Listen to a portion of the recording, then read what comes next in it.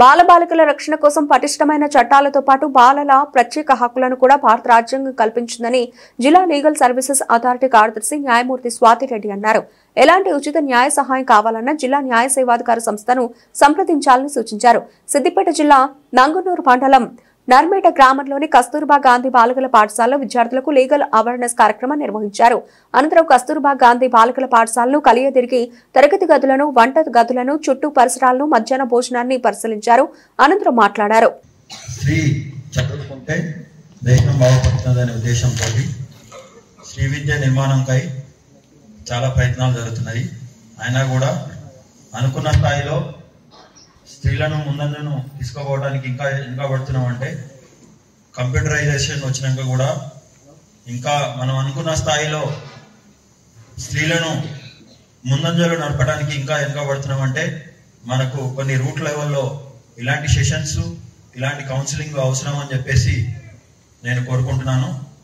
So ఇప్పుడు కొన్ని మీకు ఇంటెలిజిబిలిటీని ఎట్లా బిల్డప్ చేసుకోవాలని నేను కొన్ని క్వశ్చన్స్ మీకు రెగ్యులర్ జీవితంలో యూజ్ అయ్యే చెప్తా.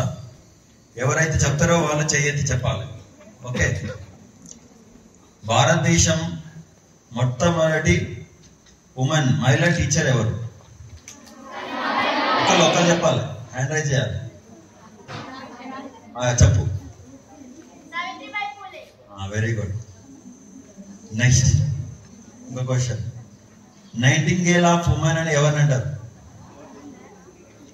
నైటింగేల్ ఆఫ్ ఎవరు చేయలేపండి? Sarojini Naidu. Very good. So వినండి. భారతదేశ మొట్టమొదటి ఆస్ట్రోనాటిస్ట్ అంటే టు మూవ్ టు స్పేస్ ఎవరామె? Very good. వీళ్ళందరి గురించి ఎందుకు చెప్తున్నా? మహిళల్లో గొప్ప inspiration ladies. Who is the first IPS of India? Very good. మీకు ఈ స్కూల్లో మంచి అన్ని రకాలుగా నాలెడ్జ్ ఉన్నది. సో మనం అంత చెప్పుకున్న తర్వాత పాయింట్ వస్తే మన ముందులో మన జడ్జి మేడం ఉన్నారు.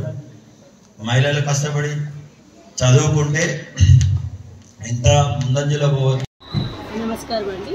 నాల్సా చైల్డ్ ఫ్రెండ్లీ లీగల్ స్కూల్లో భాగంగా ఇవాళ ఈ స్కూల్ని విజిట్ చేయడం జరిగింది. LSUC అని మేము ఒక చైల్డ్ ఫ్రెండ్లీ కమిటీ కూడా కాన్స్టిట్యూట్ చేశాము. సో మేమున్న ప్యానల్ అడ్వకేట్స్, PLVs కూడా డిఫరెంట్ స్కూల్స్లో లీగల్ అవేర్నెస్ క్యాంప్స్ పెడుతున్నారు. సో ఇక్కడ కూడా లీగల్ అవేర్నెస్ క్యాంప్ పెట్టి child rights, POCSO act, traffic offences CA గారు చెప్పినారు. అలాగే డిఫరెంట్ అఫెన్సెస్ గురించి ఎస్పెషల్లీ చైల్డ్ మ్యారేజ్ పోక్సో మీద ఫోకస్ చేసి వాళ్ళ స్పీచెస్ ఇచ్చడం జరిగింది. అలాగే ఎస్ఎల్టీ కాంపిటీషన్లో ప్రతిభ కనపరిచిన పిల్లలకి మంచి ప్రైజెస్ ఇచ్చాము.